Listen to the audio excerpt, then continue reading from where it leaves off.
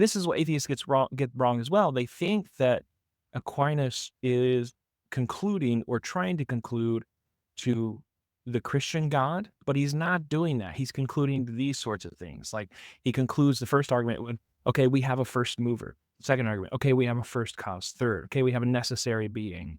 But he does say, like, kind of out of nowhere, he says, well, you guys know what I'm talking about. Again, remember, it's his audience. This is the reason why he says this, because his audience are Christians, people who already believe in God. So he's not going to add additional argumentation. Basically, once you get to the ground of all reality and the ultimate being that created all of the universe, like, what else would that thing be other than God? As a theist. So if that's his audience, he's got no more work to do. Of course, if his audience were a bunch of atheists, then yeah, sure, he's got a lot more work to do, but that's not his audience. So again, I gave you some further reading to do in that last video. If you'd like to go see where he discusses these things, it'll be in a lot of different works in Summa, De Veritate, De Malo, those things like that. But I have this last column that I think is really, really, really, really, really important. Okay. Because these are the things, if we were to infer what it is that this thing must be like, it's going to have certain attributes, right? Now, if we look at these, you can kind of barely see these, but classical attributes of God. If you're thinking like philosophers like to think philosophers of religion, for example, you might be wondering, what's a philosopher of religion? How's that different from a theologian, for example? A theologian is somebody who takes scripture or revealed like divine revelation as their starting point. And so they take all of that just as evidence. Philosophers of religion don't start there as their starting point. They can surely be believers in God, but they use reason. Okay. And so using reason alone, you can think of this as like the so-called God of the philosophers. It's nothing that, it's like an idea of God, what God would have to be like if God were to exist.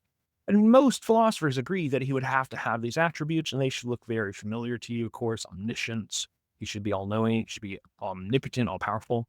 He should be omnipresent, and he should be all-loving or omnibenevolent. Okay. Now, we don't get those necessarily up here, but we do get some things. So let me kind of walk you through and talk you through what we do get. I think it's really, really significant what we're able to infer based on this first mover first. And I've actually combined the box for the first and second way because I think they're very similar and they're very linear.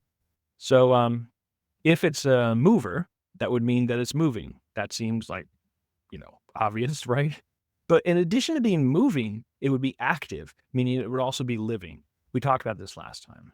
If something is eternally moving, we'll get to eternally in a second, but if something is moving, that means that it's not fully at rest, right?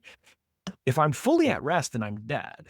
I can be at rest when I'm asleep, but that's not fully at rest because, my neurons are still firing, my lungs are still breathing and going and so on and so on.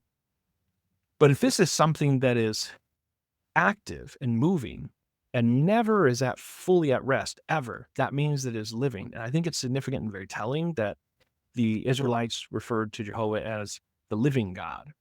I throw this in here in quotes because pure actuality, the idea, this is a phrase used by philosophers, pure actuality, as opposed to, I suppose I could put that in contingency because it's opposed to potentiality, right? So that's the relevant distinction. Something is potential, it's actual. And I guess we actually got this here in the second way as well, because we talked about potential motion and actual motion. So something that is not potential and that is actual, like not potentially moving, would be actually moving. We can infer further that this thing would be actuality itself. That is, that it is never, that's basically all we said right here. So these kind of go together, right? The idea that this thing never would be fully at rest. It would be actuality in and of itself. We also can infer that this thing would be eternal, right? Now, you might think, well, how could we infer that? I mean, maybe it was created. Perhaps it was created. But again, like think of a line of dominoes, all right? If some atheist wants to quibble and say, well, who created God? What created God, right? That's a very common, first knee-jerk reaction. Who created God? The theist is not interested in the thing that created the universe but wasn't the first cause. Like, it could be like, okay, this thing right here, this created thing plus 200 is the thing that created the universe. But it could be that that was the first cause of the universe. We're not interested in that thing. We're interested in the thing back here with the first cause of everything. God could have, been around and then delegated the creation of the universe to someone else, I suppose. But theists aren't interested in that sort of thing, some created thing that made the universe happen. They're interested in the thing that is the first cause, according to these first two arguments. The first thing that would have moved, the first thing that would have caused everything else, not just caused the universe, but everything. Like, God could have delegated some angel, like I said, to create the rest of the universe. It's hard to think of that if you're a Christian, because, in the beginning, God created the heavens and the earth, right?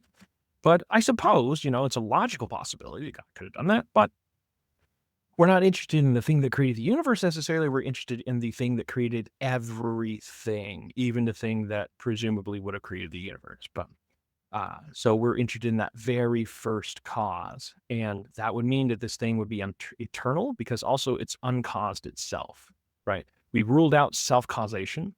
That's incoherent to say that something that causes itself to begin to exist, well, before its existence, it would not exist. And, well, it would have to be around to cause itself to exist. So before its existence, it doesn't exist and exists.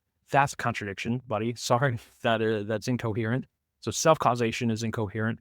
To be caused by another thing would be the only other third option. So self-causation, to be uncaused, which is what this argument is arguing for, and then to be caused by another thing.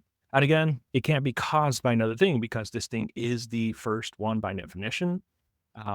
So what other thing would be around to cause it? We're looking for the very first domino that fell, so to speak. So whatever that ultimate first cause is, it would have to be around forever and be uncaused itself. It would also be very powerful. We talked about this last time, the idea that it would, there's some law of physics principle that says that an effect must have the same energy or force or power or potentiality within itself that the cause has. That is, that the cause must have the same power equal to or more than the effect. Okay.